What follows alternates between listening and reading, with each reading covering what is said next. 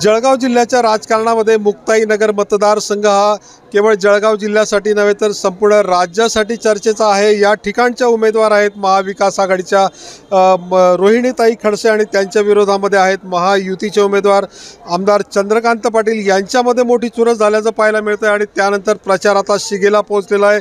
निवडणूक तोंडावरती आहेत। रोहिणी खडसे आपल्यासोबत आहेत। ताई, पहिली प्रतिक्रिया काय आहे? प्रचाराचा धुराळा चांगलाच पाहायला मिळतोय, राजकारण तापलं आहे, आरोप प्रत्यारोप होत आहेत, कसं बघता तुम्ही या सगळ्याकडे? एकतर आम्ही गेले काही दिवस झाले या मुक्ताईनगर विधानसभा क्षेत्रातल्या प्रत्येक गावापर्यंत प्रत्येक वस्त्यांपर्यंत पोहोचतोय। आमचे सगळे महाविकास आघाडीचे प्रमुख नेते आणि आमचे सगळे पदाधिकारी आम्ही जो काय प्रवास करतो आहे मतदारसंघामध्ये आम्हाला उदंड असा प्रतिसाद मतदारसंघामध्ये प्रत्येक गावी आम्हाला भेटतोय आणि आम्हाला तो विश्वास लोक दर्शवत आहेत। त्यांचे आशीर्वाद आम्हाला ते देतील आणि मोठ्या मताधिक्याने मला निवडून देतील, आम्हाला विश्वास आहे। ते पण आरोप प्रत्यारोपही होताना पाहायला मिळते। परवा आपण पोलीस स्टेशनमध्ये ठिय्या मांडल्याचं पाहिलं, आपल्या कार्यकर्त्यांना धमक्या दिल्या जात आहेत, मारहाण केली जाते आरोप केलेला होता आपण। मी आरोप नव्हता केला, जी सत्यता आहे ती मांडण्याचा प्रयत्न केलेला होता।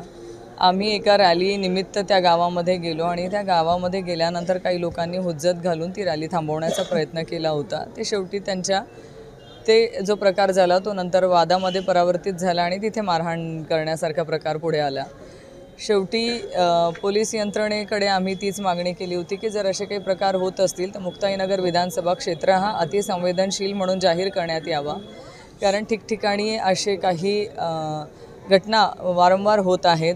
काही दिवसांआधी एका अपक्ष उमेदवारावरती देखील गोळीबार केला गेलेला होता। आम्ही म्हणून त्या निमित्ताने पोलीस स्टेशनला जाऊन ती मागणी केली होती की हा मतदारसंघ अतिसंवेदनशील म्हणून जाहीर करावा आणि पोलीस प्रोटेक्शन आणि पोलीस यंत्रणा ही वाढवण्यात यावी, जेणेकरून असल्या कुठल्याही घटना होणार नाही याची काळजी घ्यावी।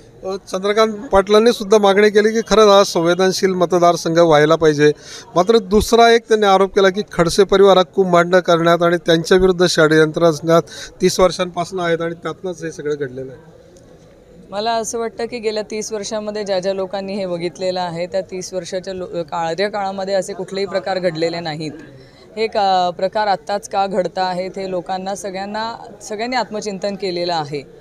जर प्रकार आधी घडलेले असते आणि असं झालं असतं तर त्याला आपण म्हणू शकलो असतो, पण ठीक आहे, प्रत्येक गोष्टला मला उत्तर देण्यापेक्षा ती पोलीस स्टेशनपर्यंत गेलेली तक्रार आहे, त्या पोलीस स्टेशनमध्ये सहनिशा होईल, तिथे त्या घटनेची चौकशी होईल आणि जे काय बाहेर निष्पन्न होईल त्यातनं ते सगळं समोर येणारच आहे। आपल्याला 1-2-3 दिवसामध्ये आयुष्यातून उठवलं जाईल अशा प्रकारच्या घटना आपल्या परिवारातनं घडतील असं ते सांगतायत, दावा करतायत। बघा, मागच्याही वेळेस अनेक म्हणतो ना आपण की एखादा विषय घेऊन रडायचं, पडायचं, जनतेसमोर जायचं आणि त्यातनं सहानुभूती मिळवण्याचे काही प्रकार त्यांच्याकडनं मागच्याही 2019च्या इलेक्शनला झालं। तसंच काहीतरी करण्याचा केविलवाणा प्रयत्न त्यांचा असू शकतो। शेवटी 5 वर्ष काम केलेलं नाही म्हणून आत्ता काहीतरी लोकांना भावनिक करायचं आणि मग मतं मिळवायचा प्रकार असू शकतो।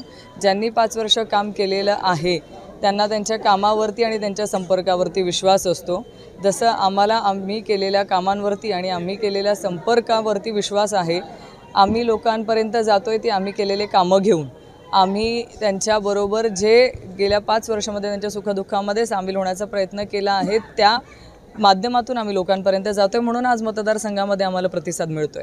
कोणते मुद्दे आहेत तुमच्यासमोर आता की लोकांनी तुम्हाला मतदान केलं पाहिजे? विरोधकांवरती तुम्ही कोणत्या पद्धतीमध्ये? माझ्या मतदारसंघामध्ये जर आपण बघितलं तर गेल्या 5 वर्षांमध्ये अनेक सिंचनाचे प्रकल्प जे आदरणीय नाथाभाऊंच्या माध्यमातून कामाला सुरुवात झालेली होती ते रखडलेले आहेत।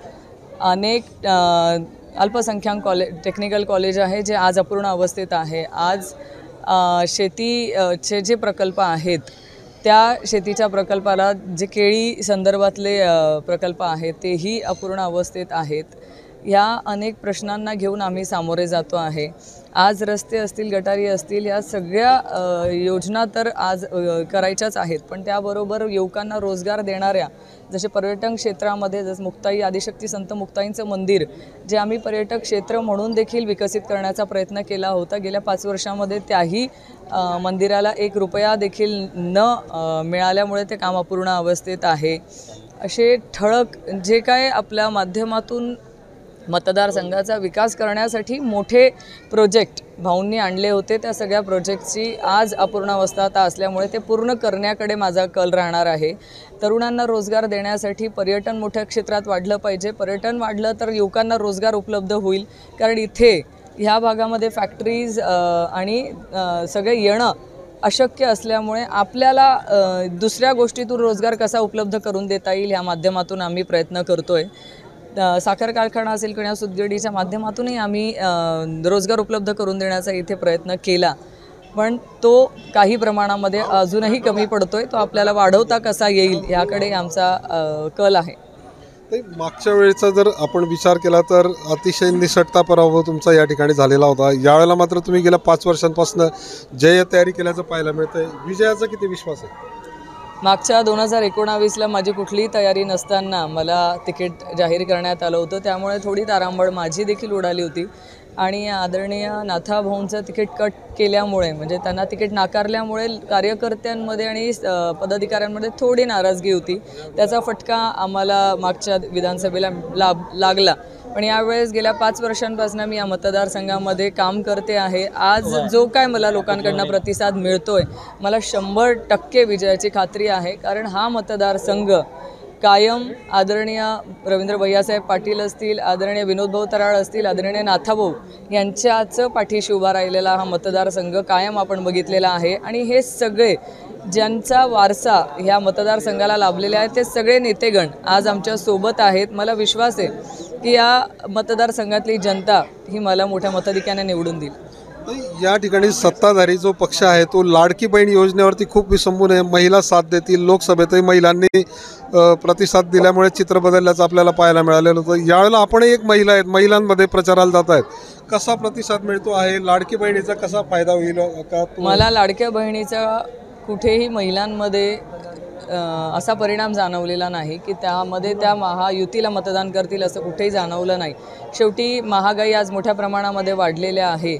आज बेरोजगारी मोठ्या प्रमाणामध्ये वाढली आहे. आज महिलांमध्ये असुरक्षिततेचे वातावरण आहे.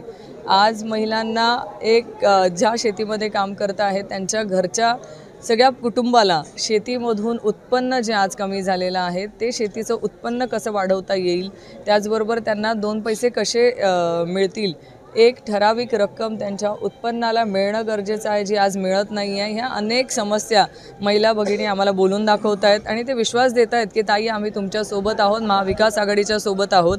जरी आम्हाला 1500 रुपये सरकारने दिलेले असतील तरी आमची महागाई एवढी वाढवलेली आहे आज की आम्हाला ते 1500 रुपये परवडत नाही आहेत. त्याच्यामुळे त्याच्या या सगळ्या खोट्या आश्वासनांवरती त्या भुरळल्या गेलेल्या नाहीत. त्याच्यात महिलांचा मला चांगला प्रतिसाद. रक्षाताई ह्या महायुतीच्या उमेदवाराच्या सोबत आहेत, तुम्ही विरोधामध्ये आहात.